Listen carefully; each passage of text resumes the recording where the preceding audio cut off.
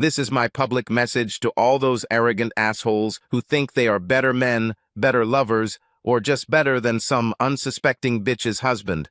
Be careful, I'm here looking for you, and you bitches, beware too. Isn't equality a wonderful thing? It's not pretty, and it doesn't have a happy ending, but it's true nonetheless. That's right, bastards, I'm here, and I'll take the revenge of my deceived husband. You see, I was once that husband. A husband who fell in love with a lying, cheating, backstabbing bitch, and that's my story. And your fair warning. First of all, I won't bore you with how we met, fell in love, and all this trivial nonsense. We did it, got married, and I was ready to live happily for the rest of my days. Now you should know that it wasn't that I was in the war, or had a job that kept me away from home, or anything like that that would give her the excuse. I was so lonely without you. I was just a normal 9 o'clock Joe who loved his wife and couldn't wait to get home. Of course, dear, you can be a housewife. I make enough to keep a roof over my head. No, darling, I don't mind if you go out and have fun with your friends.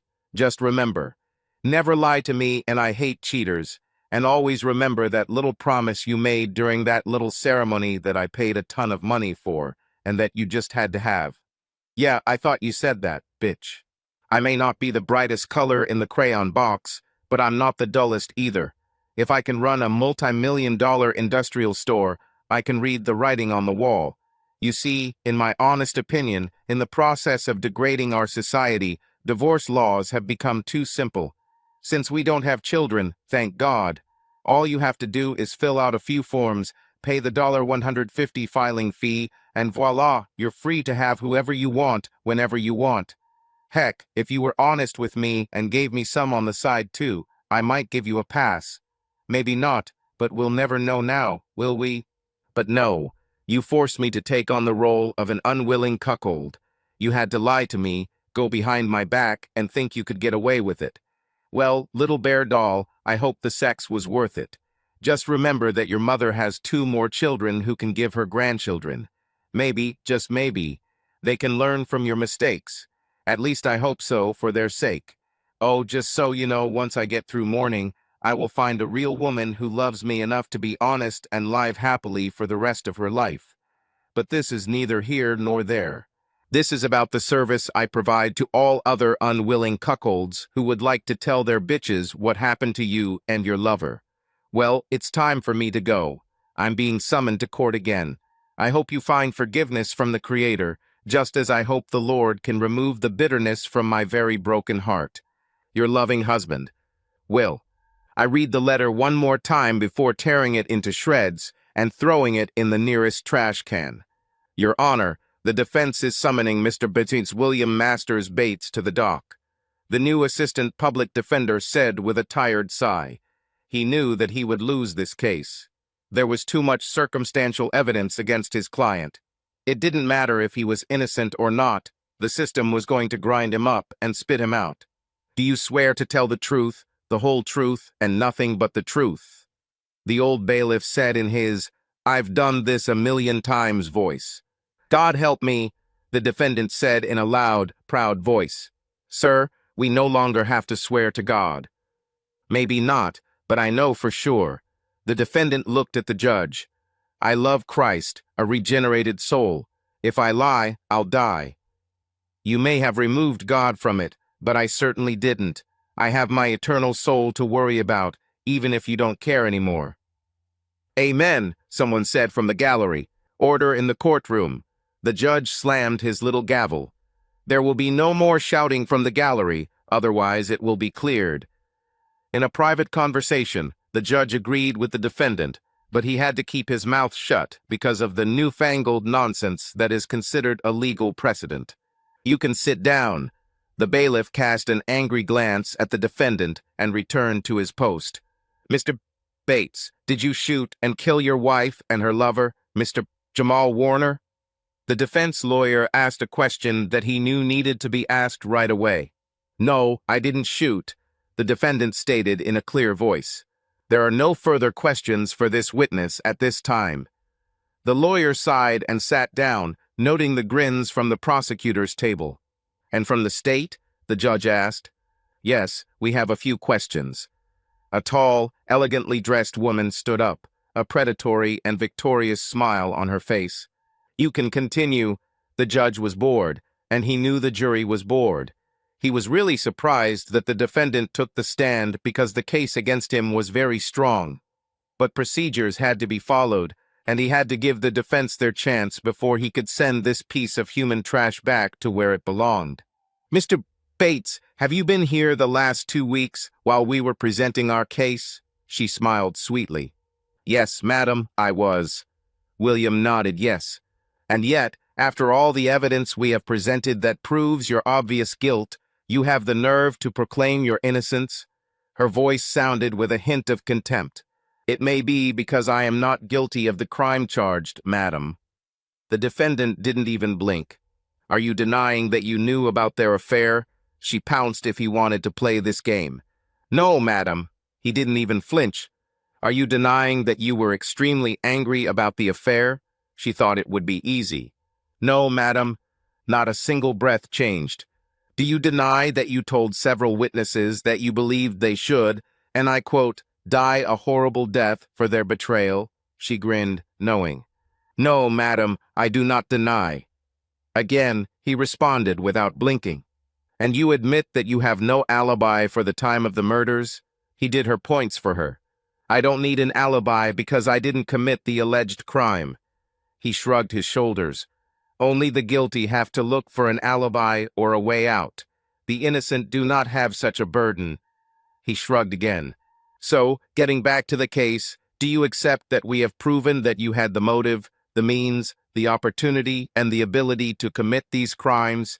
She started to smile again, but was stopped. Yeah, so what? It still doesn't mean I did it. There was a chuckle from the jury box. Please maintain proper order. The judge bit his lip. You mean? She started to get angry. That you are not proven, madam? William interrupted her.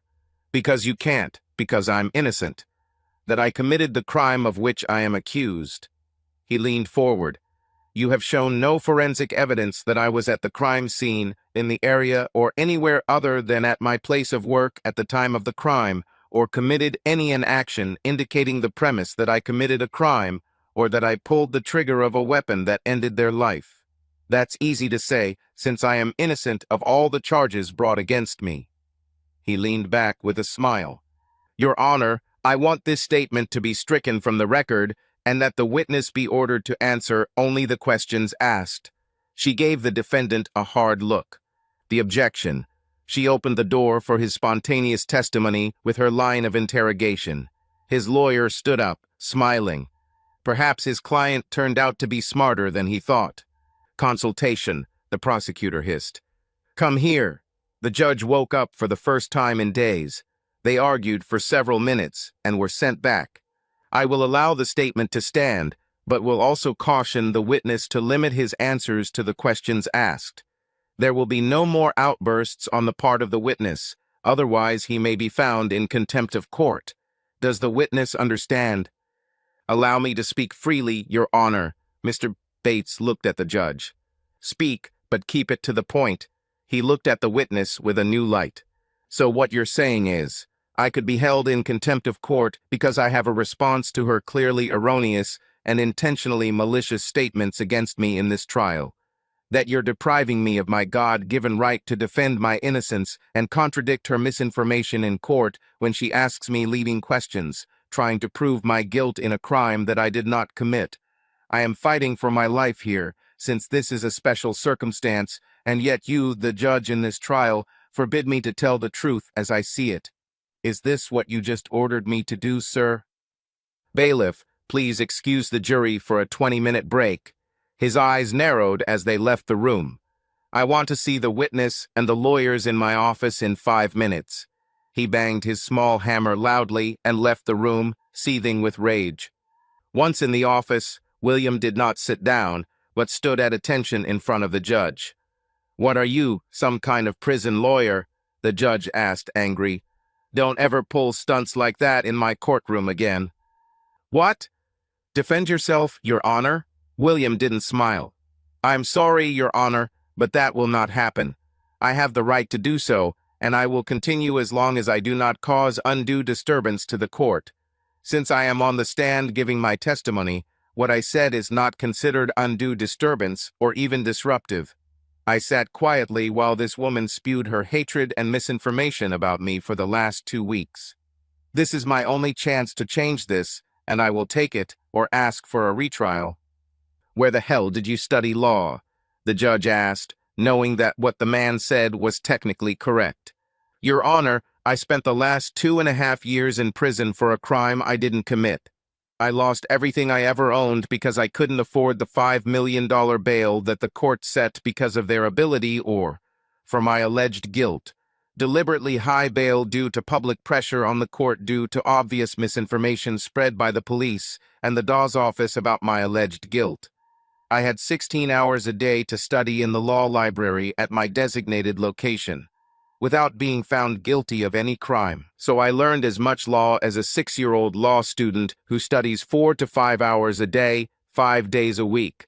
Of course, I know a lot of theory, but not practical application.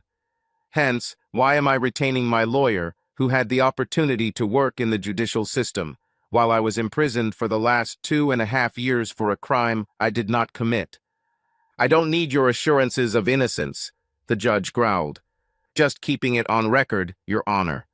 William nodded. That, and laying everything I can to support an appeal if there is a conviction in this farce.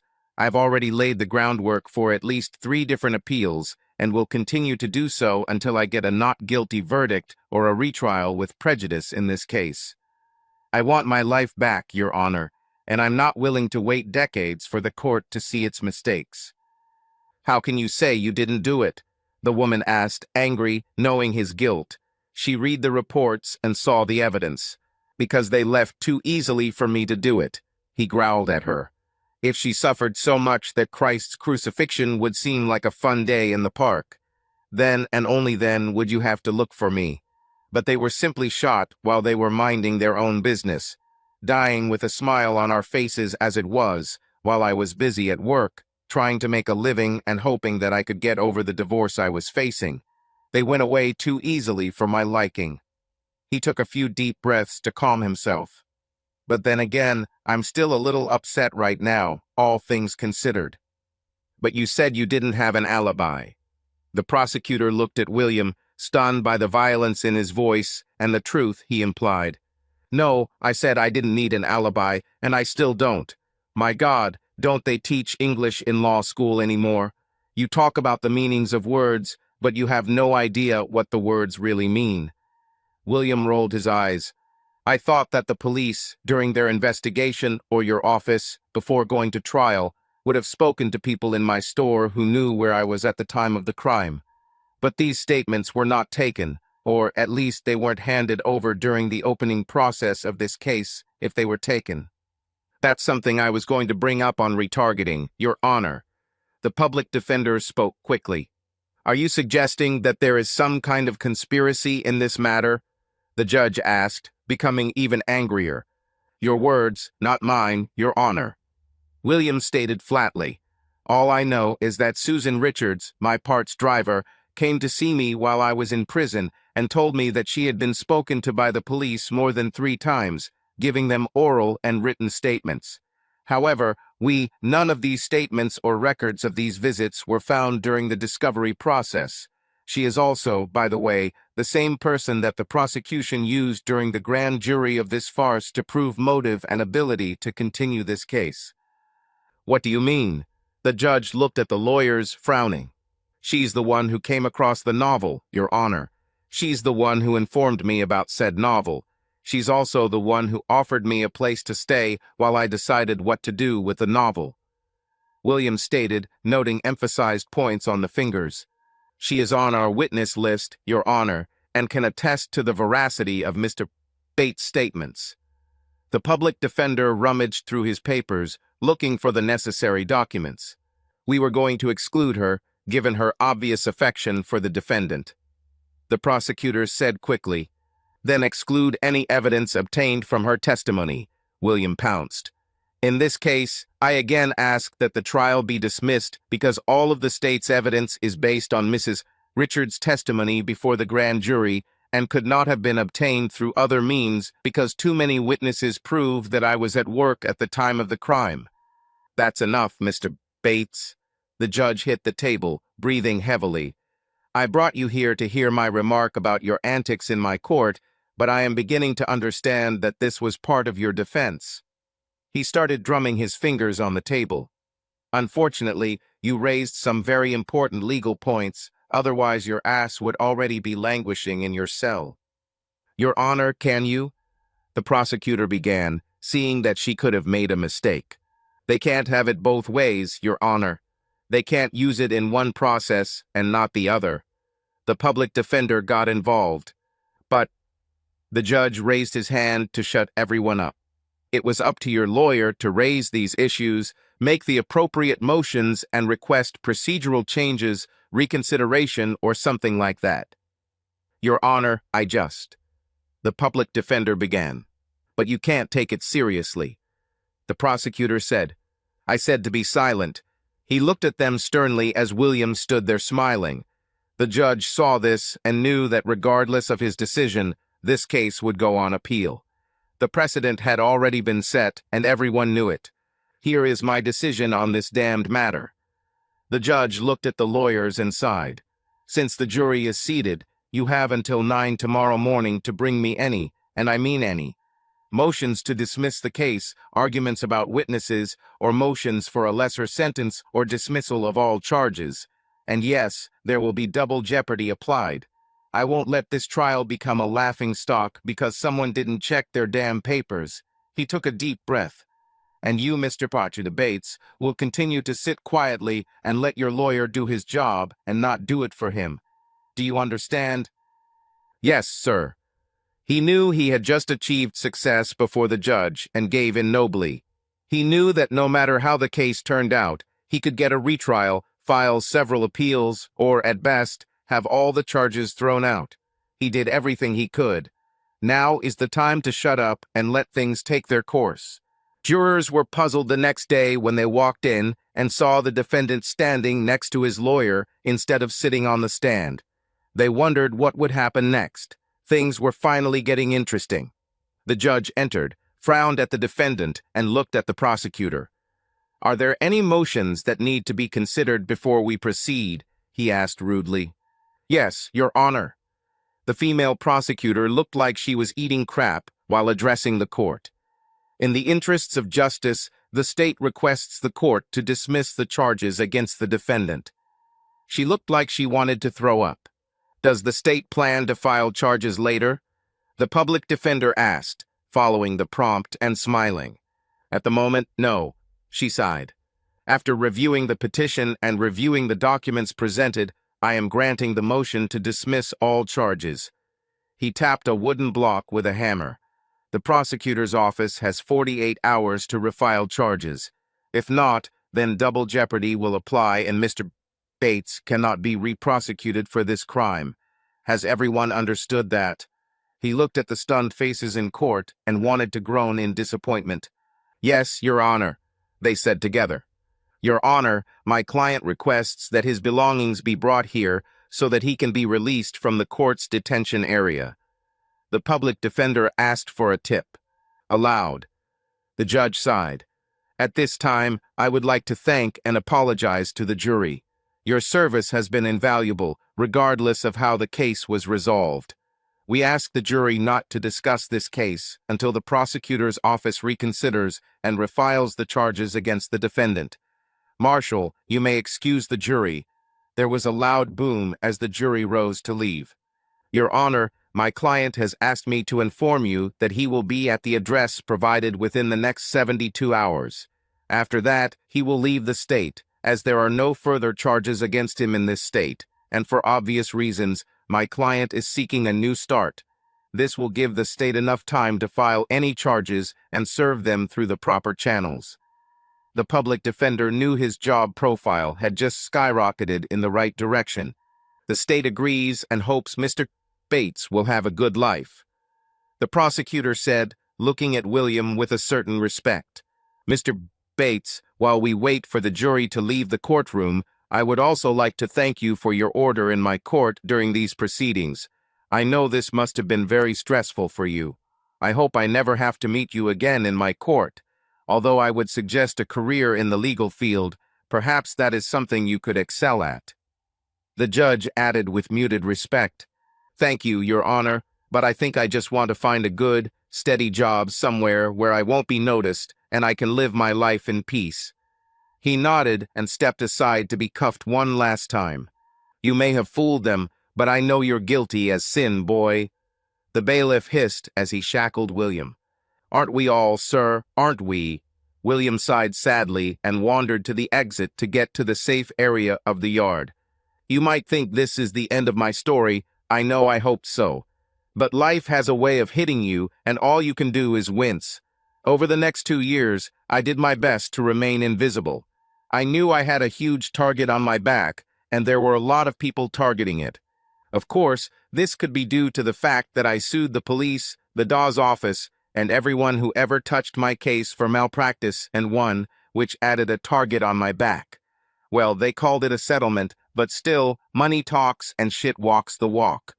Then again, someone has to hold them accountable for losing people's lives once they get into the system.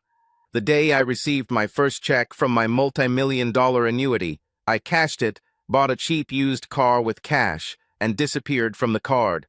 I didn't speed, jaywalk, or do anything to draw attention to who I was. If I had to show my ID more than 3 times a week, I would move to another city. I wanted anonymity. It didn't help that the news linked my name to any murder involving a black man and a white woman. I never knew there were so many cheaters in the world. All I wanted to do was find a small town with a small church, find love and live my life in relative peace. But alas, this was not destined to happen. Honestly, I thought I almost made it, but I had to go to this stupid bar. I suppose this is where I will have to bare my soul and admit my real participation in the death of my ex-wife and her lover. Did I kill them? No. Do I have anything to do with their deaths? Oh, hell yeah, you can bet your sweet ass on it. And this is how it happened. I learned about their affair just as you learned at the beginning of this little tragedy. Hell, it's not like they were hiding it. It took me 2 days to figure out what my loving bitch really thought of me, and another 2 days to figure out what I was going to do about it. You see, when you run an industrial parts store, you can meet some very interesting people who have cool toys. James just bought a digital 3D printer. You know, the ones that the TSAF, NSA, and all the other security people are so worried about. Yes, one of those. He made me the perfect pair of tubes to fit my 12-gauge cartridge. Imagine, he was very glad that he allowed me to look at them for a couple of days. This was a one-time deal. Another friend hooked me up to this special spring-loaded loop that is remotely actuated by a tiny electronic servo. The rest was related to mathematics. You see, I knew they would use her bed. It was his business. He wanted to take the woman in the marital bed, talk nonsense to the man, and at the same time have his wife. It's not my fault they weren't more careful. It's not my fault they didn't notice the new decoration on top of my dresser. It's not my fault they bounced on the bed enough times, hard enough to compress the spring. It's not my fault that they committed suicide while I was working hard for a living. No, it was their fault, and I mean entirely their fault, for what happened to them. All they had to do was not have sex on that bed, and they would be alive today. I chose the divorce option without ever touching either of them. But you see, some options come with unexpected costs. It was theirs. No one but me should have had my wife on this bed. And yes, I sleep the sleep of the innocent. I feel no guilt or remorse. They made the choice to betray me in this bed and paid for it. Yes, and for all those who cry. But you said you were a Christian. You can try reading the Bible and see what it says about adultery. This can be instructive. And no, I did not shed innocent blood. In addition, no ballistic weapon was ever found. Ceramics, if they explode, will turn into ceramic dust. When it exploded, it took about 10 more ceramic figurines with it. But he ruined my collection. Hell, I bought them and probably felt like I could destroy them, just like she ruined our marriage. The only thing they could figure out was the trajectory of the shot. The rest, as they say, is history. Anyway, that bar. I was in a small town outside of the big city. I settled down and even dated a very nice woman who attended church. But I, like many guys, wanted a quick drink on Friday after work. I decided that it was safe, since my case had not been mentioned for over 6 months, and that I might be able to relax a little. At the back of the hall, I found a small table with its back to the wall. I bent my long neck and just watched the crowd. Of course, I was close to the bathrooms and the only place where I could make a private phone call. The crowd was mixed, but I wasn't looking for company. "Hey baby, are you going to do this or what?" I heard a tall black man say into his phone. These next words made me angry. "Fuck him if he's not man enough to make you happy." He laughed roughly. I wanted to hit him over the head with a beer bottle, but I restrained myself. I drank another beer and waited, praying to whoever she was that she wouldn't show up. Then she walked through the door and I saw red. I knew her.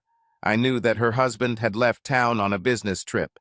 I breathed a sigh of relief as she broke away from her admirer and ran out the door.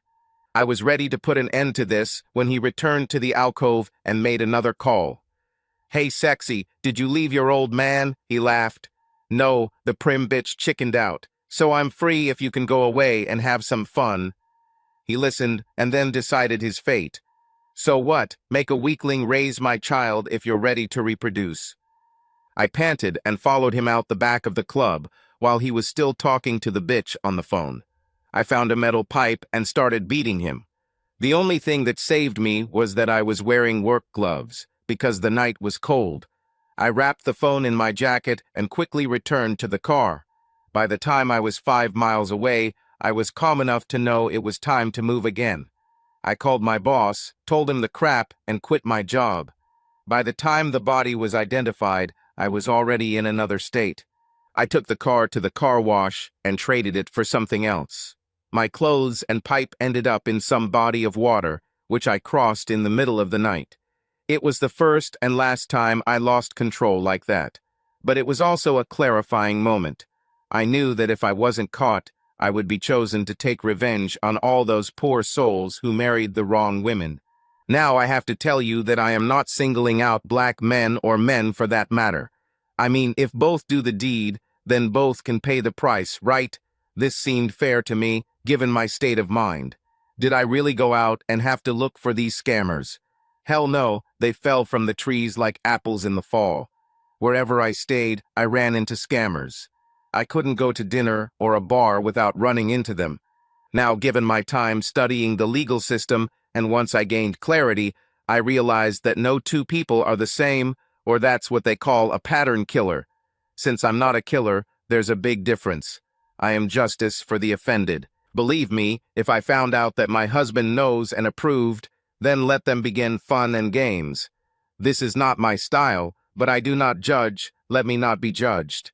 To be honest, I didn't judge those who eventually met their maker. I just sped up their meeting with the final judge. You need to understand that even if I didn't make a diagram of how they met the maker, the one thing I insisted on after that first time was that they be caught in the act in order for justice to come. No doubtful moments for me. Equal justice for all. This is, or was, the American way, okay? Now you know the whole story, and you can stop twitching. I said to the couple squirming on the bed. Your guilt is obvious, and there is always a price for every choice you make. I think someone should have taught you this before, but rest assured, your families will survive the shame and support each other. They won't be blamed as they stand in the countryside with real friends and family, just like you. Stop twitching, otherwise the superglue will only hurt you. As soon as I leave the room, the gas will keep you asleep until you only know sleep, which you pushed aside on the way to sex. It will only have your fingerprints on it. It will look like murder-suicide, but you will know that justice has been served. I turned the valve and softly closed the door to the secluded bungalow. They struggled for a minute until the gas did its job. I wrote out a list of names in large letters in red paint, leaving the stencils behind. The names of those who were known lovers of this pair of cheaters are a warning. I knew this was the list that would make this case famous. I sighed, knowing it was time to move again. I was no longer looking for work. It seems like someone gave me a full-time job, whether I wanted it or not. So, in hopes of getting some time off from my new job, I am making this public announcement for all you cheaters out there. Justice exists, and I am watching. Cross me, and justice will be served cold, just like the two I left in that room a few hours ago. Oh, and for all those who call themselves Christians, try reading Leviticus, which says, "If two are caught in adultery, let them both be brought in, testify against them, and stoned to death." And then look in Mark where Christ says, "In heaven there is neither marriage nor marriage." And don't forget those pesky vows.